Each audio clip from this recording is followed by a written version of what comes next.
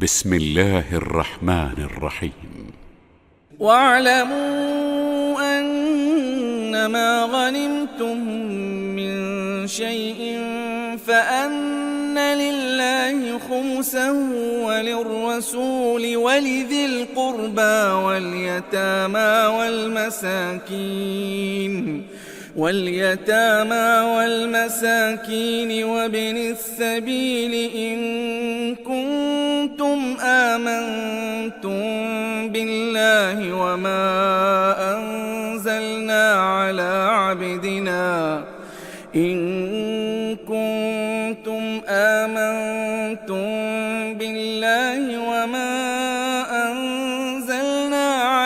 عبدنا يوم الفرقان يوم التقى الجمعان والله على كل شيء قدير. إذ أنتم بالعدوة الدنيا وهم بالعدوة القصوى والركب أسفل منكم ولو تواعدتم لاختلفتم في الميعاد ولكن ليقضي الله أمرا كان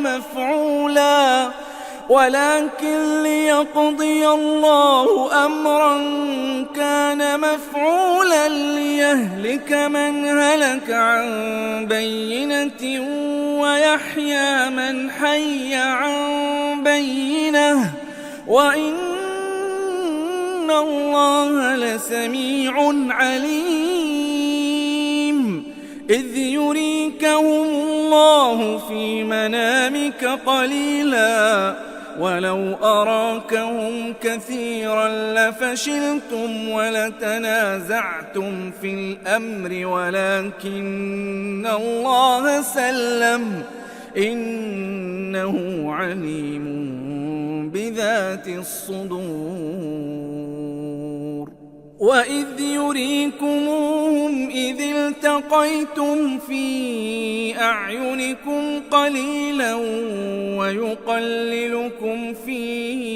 أعينهم ليقضي الله أمرا كان مفعولا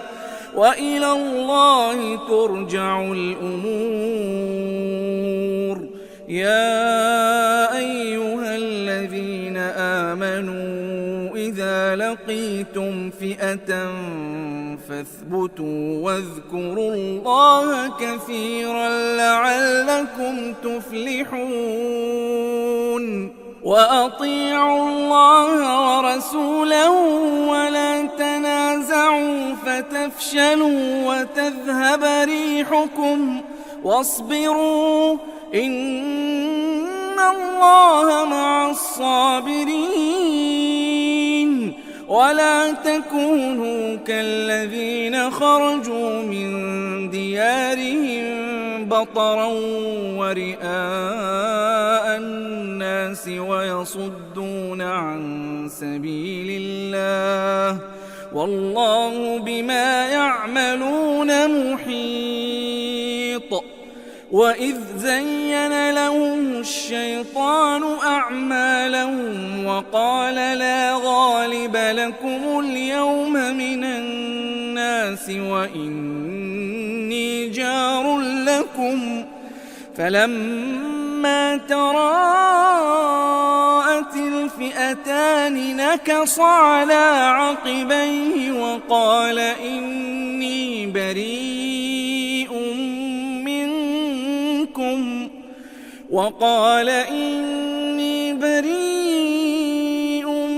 منكم إني أرى ما لا ترون إني أخاف الله والله شديد العقاب. إذ يقول المنافقون والذين في قلوبهم مرض غر هؤلاء دينهم ومن يتوكل على الله فإن الله عزيز حكيم. ولو ترى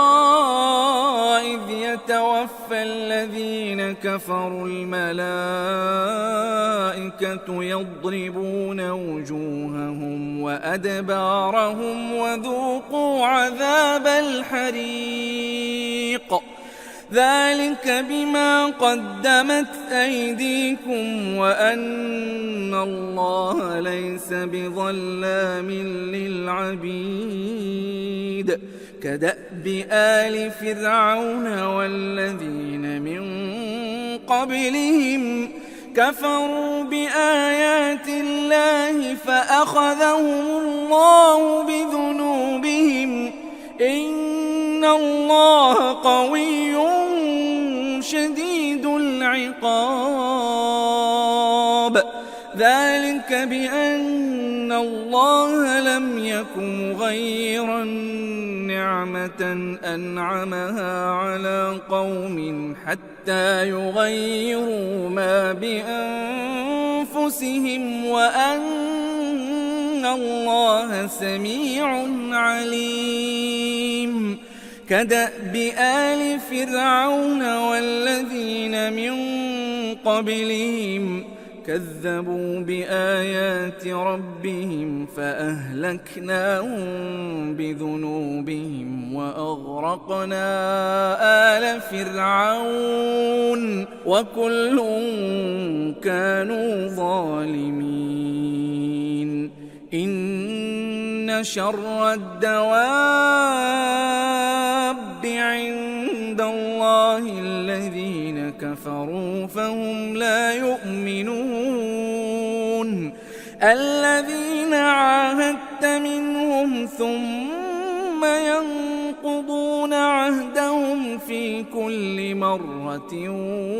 وهم لا يتقون فإما تثقفنهم في الحرب فشرد بهم من خلفهم لعلهم يذكرون وإما تخافن من قوم خيانة فانبذ إليهم على سواء إن الله لا يحب الخائنين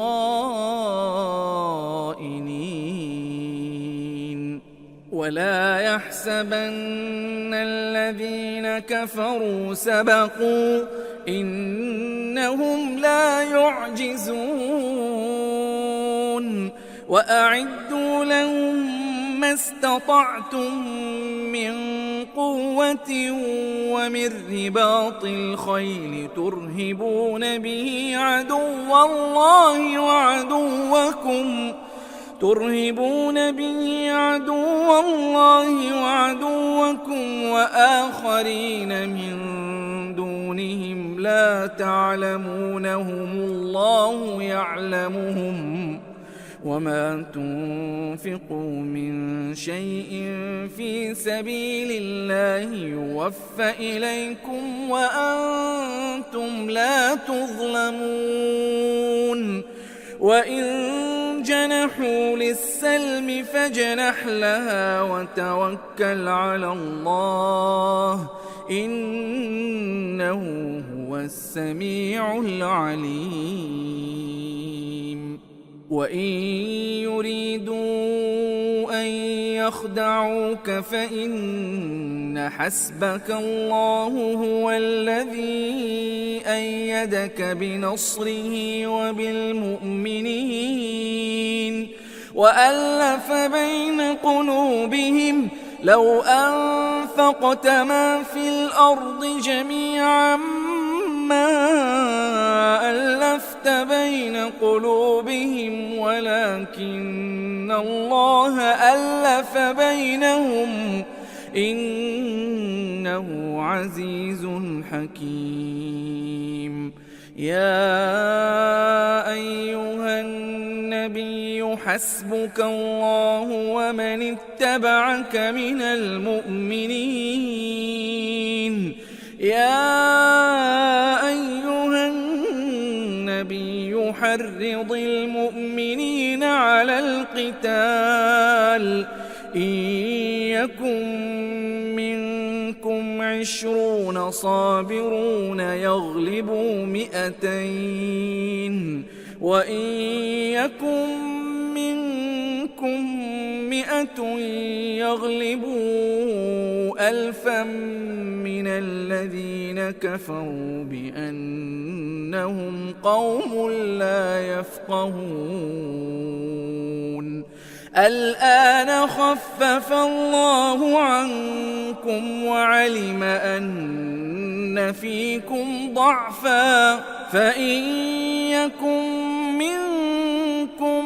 100 صابرة يغلبوا 200 وإن يكن منكم 1000 يغلبوا 2000 بإذن الله والله مع الصابرين ما كان لنبي أن يكون له أسرى حتى يثخن في الأرض تريدون عرض الدنيا والله يريد الآخرة والله عزيز حكيم لولا كتاب من الله سبق لمسكم فيما أخذتم عذاب عظيم فكلوا مما غنمتم حلالا طيبا واتقوا الله إن الله غفور رحيم يا أيها النبي قل لمن في أيديكم من الأسرى إن يعلم الله في قلوبكم خيرا يؤتكم خيرا مما أخذ منكم ويغفر لكم والله غفور رحيم وإن يريدوا خيانتك فقد خانوا الله من قبل فأمكن منهم والله عليم حكيم إن الذين آمنوا وهاجروا وجاهدوا بأموالهم وأنفسهم في سبيل الله والذين آووا ونصروا أولئك بعضهم أولياء بعض والذين آمنوا ولم يهاجروا ما لكم من ولايتهم من شيء حتى يهاجروا وإن استنصروكم في الدين فعليكم النصر إلا على قوم بينكم وبينهم ميثاق والله بما تعملون بصير والذين كفروا بعضهم أولياء بعض إلا تفعلوه تكن فتنة في الأرض وفساد كبير والذين آمنوا وهاجروا وجاهدوا في سبيل الله والذين آووا ونصروا أولئك هم المؤمنون حقا لهم مغفرة ورزق كريم والذين آمنوا من بعد وهاجروا وجاهدوا معكم فأولئك منكم وأولو الأرحام بعضهم أولى ببعض في كتاب الله إن الله بكل شيء عليم.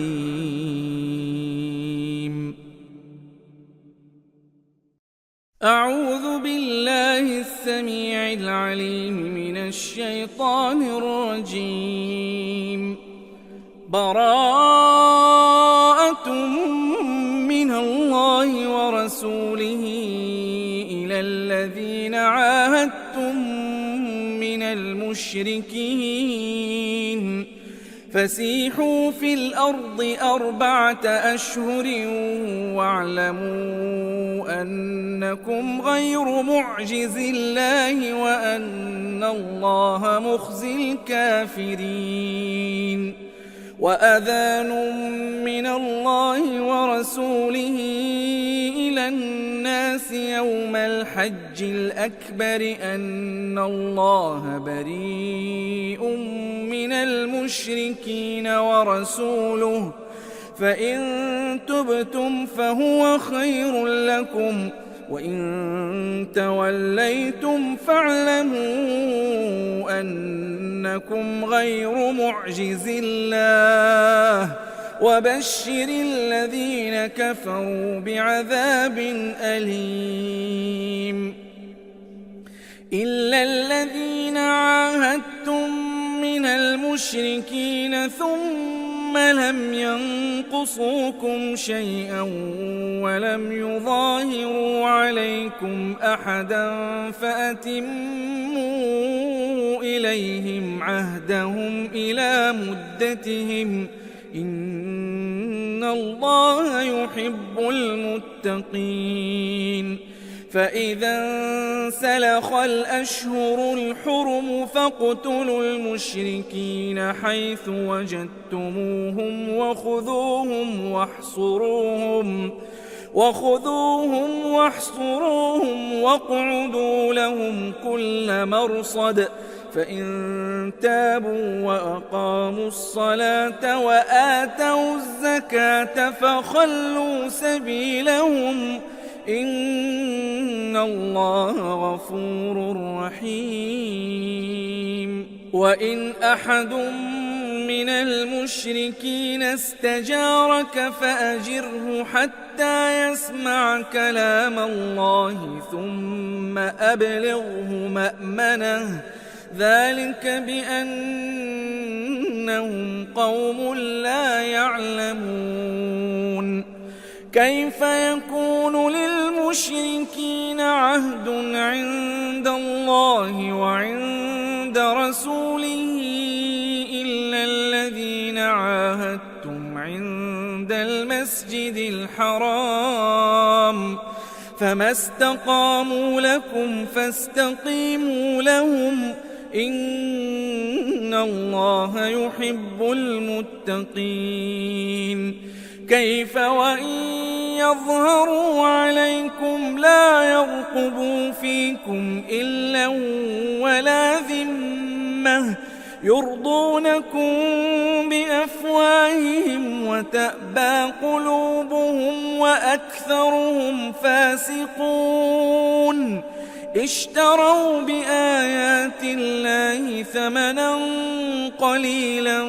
فصدوا عن سبيله إنهم ساء ما كانوا يعملون. لا يرقبون في مؤمن إلا ولا ذمة وأولئك هم المعتدون. فإن تابوا وأقاموا الصلاة وآتوا الزكاة فإخوانكم في الدين ونفصل الآيات لقوم يعلمون. وإن نكثوا أيمانهم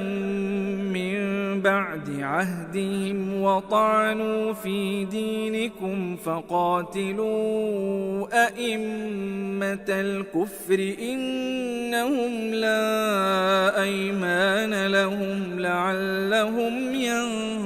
ينتهون. ألا تقاتلون قوما نكثوا أيمانهم وهموا بإخراج الرسول وهم بدؤوكم أول مرة أتخشونهم فالله أحق أن تخشوه إن كنتم مؤمنين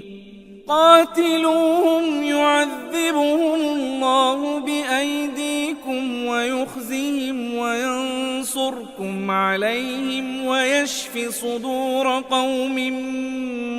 مؤمنين ويذهب غيظ قلوبهم ويتوب الله على من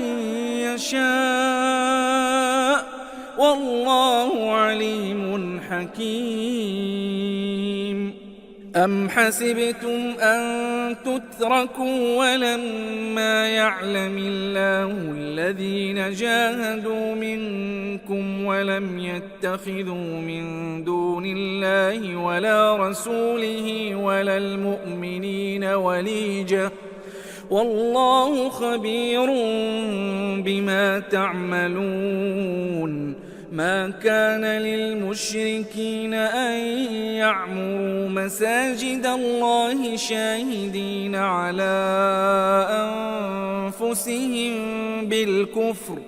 أولئك حبطت أعمالهم وفي النار هم خالدون. إنما يعمر مساجد الله من آمن بالله واليوم الآخر وأقام الصلاة وآتى الزكاة ولم يخش إلا الله فعسى أولئك أن يكونوا من المهتدين. أجعلتم سقاية الحاج وعمارة المسجد الحرام كمن آمن بالله واليوم الآخر وجاهد في سبيل الله لا يستوون عند الله والله لا يهدي القوم الظالمين. الذين آمنوا وهاجروا وجاهدوا في سبيل الله بأموالهم وأنفسهم أعظم درجة عند الله وأولئك هم الفائزون. يبشرهم ربهم برحمة منه ورضوان وجنات لهم فيها نعيم مقيم خالدين فيها أبدا إن الله عنده أجر عظيم.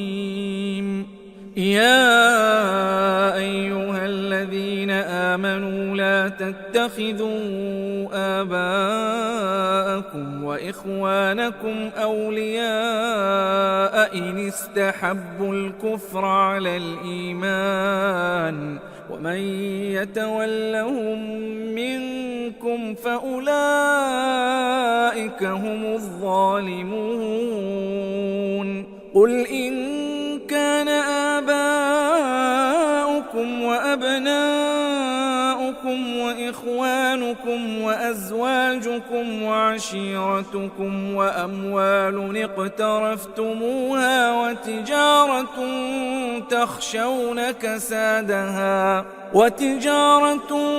تخشون كسادها ومساكن ترضونها أحب إليكم من الله ورسوله وجهاد في سبيله فتربصوا حتى يأتي الله بأمره والله لا يهدي القوم الفاسقين.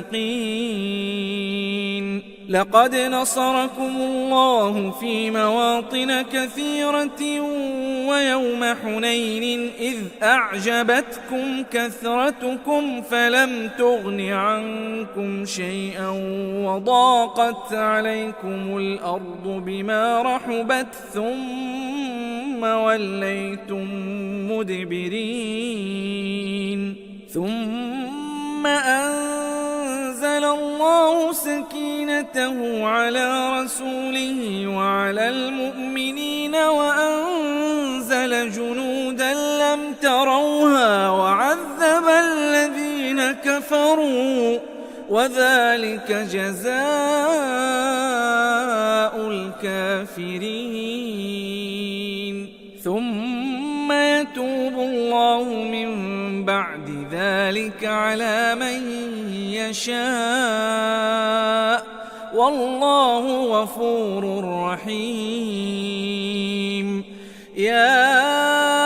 أيها الذين آمنوا إنما المشركون نجس فلا يقربوا المسجد الحرام بعد عامهم هذا وإن خفتم عيلة فسوف يغنيكم الله من فضله إن شاء إن الله عليم حكيم قاتلوا الذين لا يؤمنون بالله ولا باليوم الآخر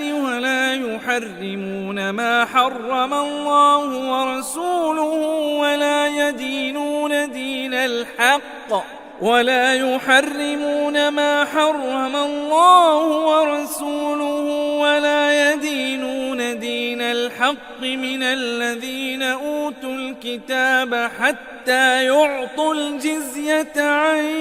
يد وهم صاغرون وقالت اليهود عزير ابن الله وقالت النصارى المسيح ابن الله ذلك قولهم بأفواههم يضاهئون قول الذين كفروا من قبل قاتلهم الله أنى يؤفكون اتخذوا أحبارهم ورهبانهم أربابا من دون الله والمسيح ابن مريم وما أمروا إلا ليعبدوا إلها واحدا لا إله إلا هو سبحانه عما يشركون يريدون أن يطفئوا نور الله بأفواههم ويأبى الله إلا أن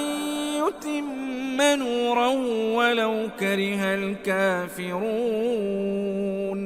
هو الذي أرسل رسوله بالهدى ودين الحق ليظهره على الدين كله ولو كره المشركون يا أيها الذين آمنوا إن كثيرا من الأحبار والرهبان ليأكلون أموال الناس بالباطل ويصدون عن سبيل الله والذين يكنزون الذهب والفضة ولا ينفقونها في سبيل الله فبشرهم بعذاب أليم يوم يحمى عليها في نار جهنم فتكوى بها جباههم وجنوبهم وظهورهم هذا ما كنزتم لأنفسكم فذوقوا ما كنتم تكنزون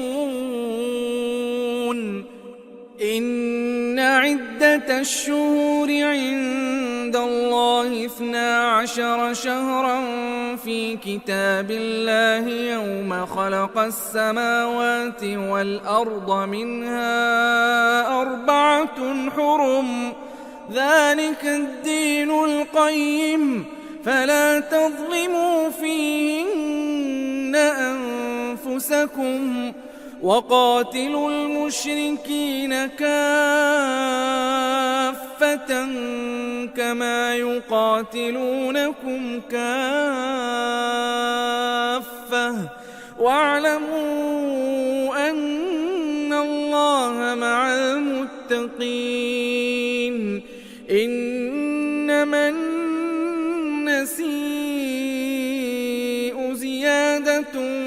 في الكفر يضل به الذين كفروا يحلونه عاما ويحرمونه عاما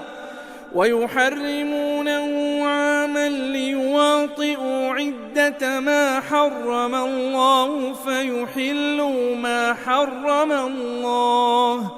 زين لهم سوء أعمالهم والله لا يهدي القوم الكافرين يا أيها الذين آمنوا ما لكم إذا قيل لكم انفروا في سبيل الله اثاقلتم إلى الأرض أرضيتم بالحياة الدنيا من الآخرة فما متاع الحياة الدنيا في الآخرة إلا قليل إلا تنفروا يعذبكم عذابا أليما ويستبدل قوما غيركم ولا تضروه شيئا والله على كل شيء قدير إلا تنصروه فقد نصره الله إذ أخرجه الذين كفروا ثاني اثنين إذ هما في الغار إذ يقول لصاحبه لا تحزن إن الله معنا فأنزل الله سكينته عليه وأيده بجنود لم تروها وجعل كلمة الذين كفروا السفلى وكلمة الله هي العليا والله عزيز حكيم انفروا خفافا وثقالا وجاهدوا بأموالكم وأنفسكم في سبيل الله ذلكم خير لكم إن كنتم تعلمون لو كان عرضا قريبا وسفرا قاصدا لاتبعوك ولكن بعدت عليهم الشقة وسيحلفون بالله لو استطعنا لخرجنا معكم يهلكون أنفسهم والله يعلم إنهم لكاذبون عفى الله عنك لم أذنت لهم حتى يتبين لك الذين صدقوا وتعلم الكاذبين لا يستأذنك الذين يؤمنون بالله واليوم الآخر أن يجاهدوا بأموالهم وأنفسهم والله عليم بالمتقين إنما يستأذنك الذين لا يؤمنون بالله واليوم الآخر وارتابت قلوبهم فهم في ريبهم يترددون ولو أرادوا الخروج لأعدوا له عدة ولكن كره الله بعاثهم فثبطهم وقيل اقعدوا مع القاعدين لو خرجوا فيكم ما زادوكم إلا خبالا ولأوضعوا خلالكم يبغونكم الفتنة وفيكم سماعون لهم والله عليم بالظالمين لقد ابتغوا الفتنة من قبل وقلبوا لك الأمور حتى جاء الحق وظهر أمر الله وهم كارهون ومنهم من يقول ائذن لي ولا تفتني ألا في الفتنة سقطوا وإن جهنم لمحيطة بالكافرين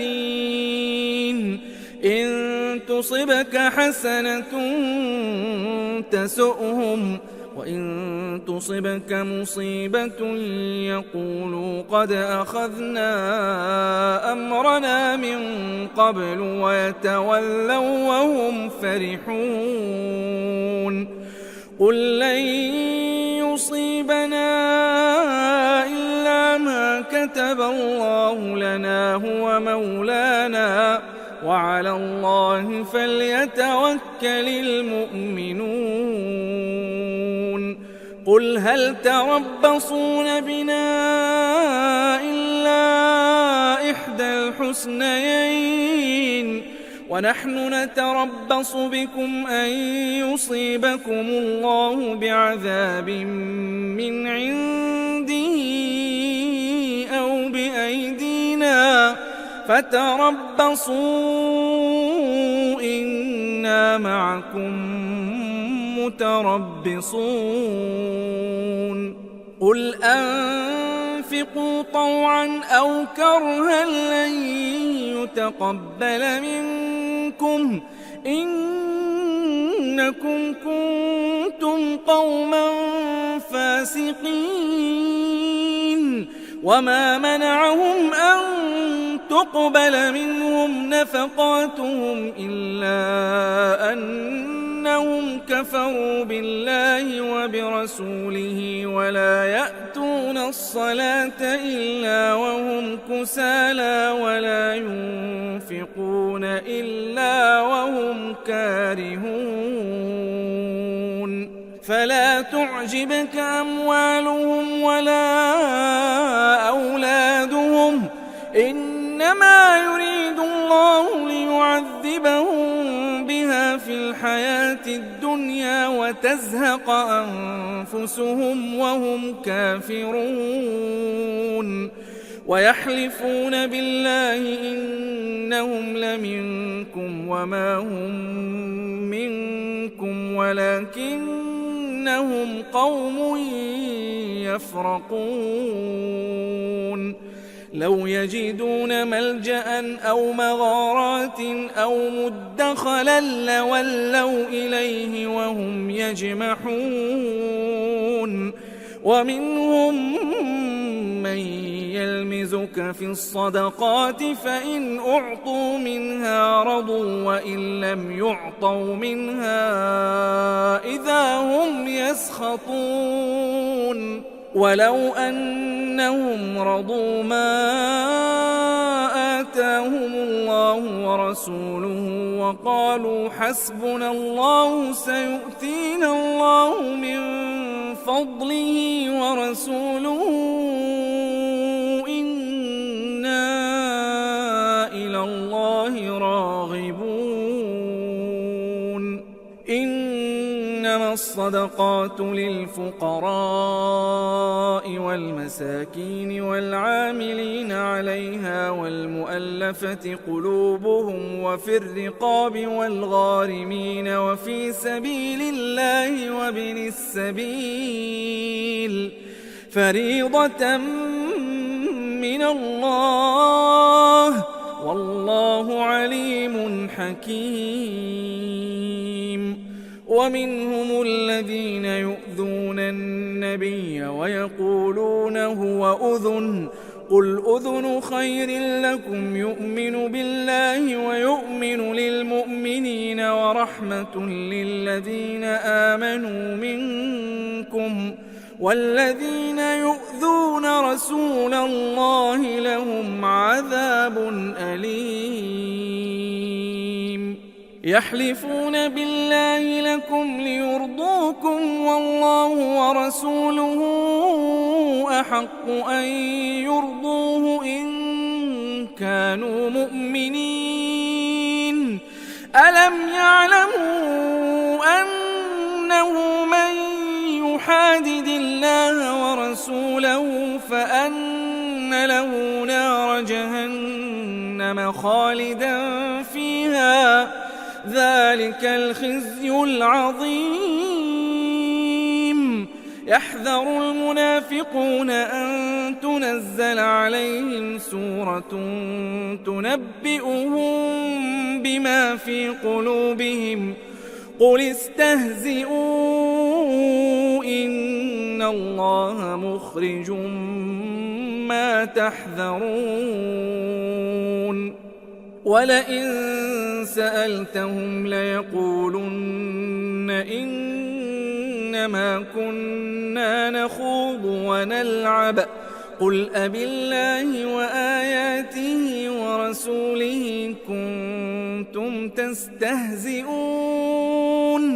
لا تعتذروا قد كفرتم بعد إيمانكم إن نعف عن طائفة منكم نعذب طائفة بأنهم كانوا مجرمين المنافقون والمنافقات بعضهم من بعض يأمرون بالمنكر وينهون عن المعروف ويقبضون أيديهم نسوا الله فنسيهم إن المنافقين هم الفاسقون وعد الله المنافقين والمنافقات والكفار نار جهنم خالدين فيها هي حسبهم ولعنهم الله ولهم عذاب مقيم كالذين من قبلكم كانوا أشد منكم قوة وأكثر أموالا وأولادا فاستمتعوا بخلاقهم فاستمتعتم بخلاقكم كما استمتع الذين من قبلكم بخلاقهم وخضتم كالذي خاضوا أولئك حبطت أعمالهم في الدنيا والآخرة وأولئك هم الخاسرون ألم يأتهم نبأ الذين من قبلهم قوم نوح وعاد وثمود وقوم إبراهيم وأصحاب مدين والمؤتفكات أتتهم رسلهم بالبينات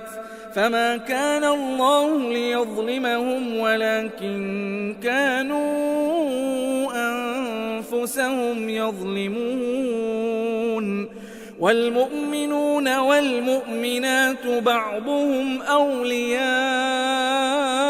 بعض يأمرون بالمعروف وينهون عن المنكر ويقيمون الصلاة ويؤتون الزكاة ويطيعون الله ورسوله أولئك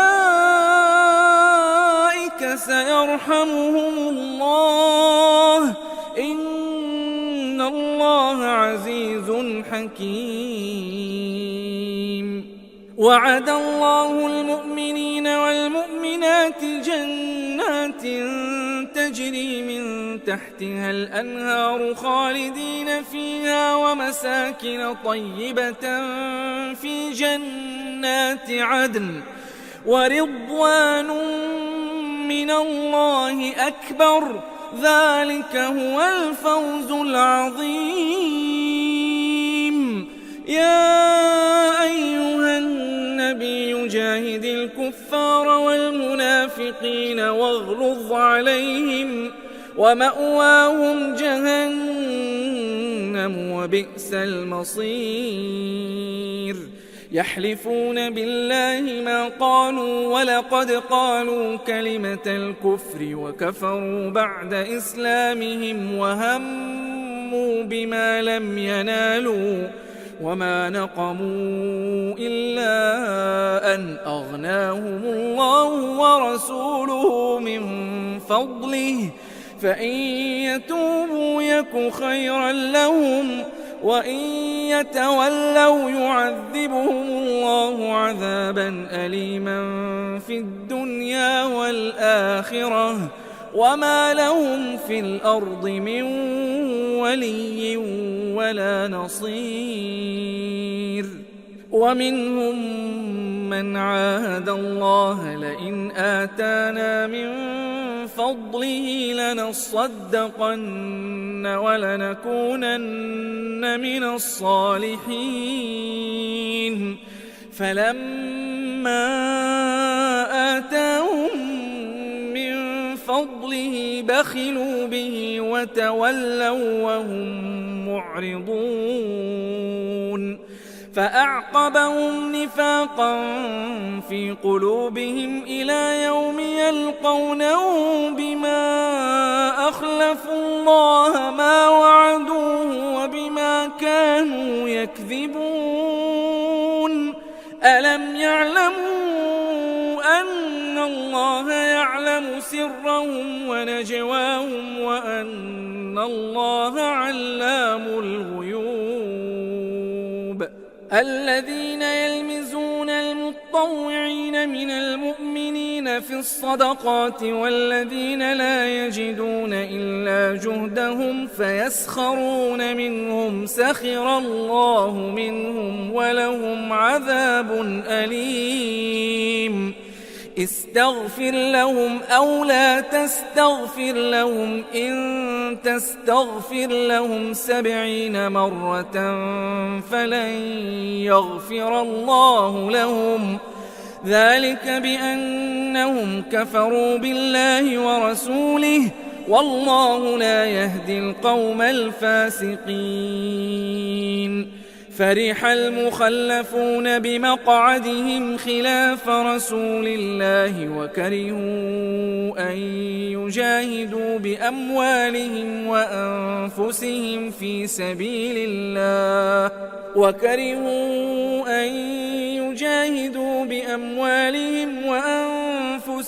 في سبيل الله وقالوا لا تنفروا في الحر قل نار جهنم أشد حرا لو كانوا يفقهون. فليضحكوا قليلا وليبكوا كثيرا جزاء بما كانوا يكسبون. فإن رجعك الله إلى طائفة منهم فاستأذنوك للخروج فقل لن تخرجوا معي أبدا ولن تقاتلوا معي عدوا إنكم رضيتم بالقعود أول مرة فاقعدوا مع الخالفين. ولا تصل على أحد منهم مات أبدا ولا تقم على قبره إنهم كفروا بالله ورسوله وماتوا وهم فاسقون. ولا تعجبك أموالهم وأولادهم إنما يريد الله أن يعذبهم بها بها في الدنيا وتزهق أنفسهم وهم كافرون. وإذا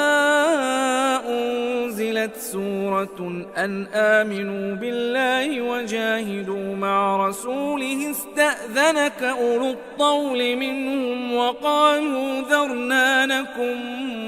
مع القاعدين. رضوا بأن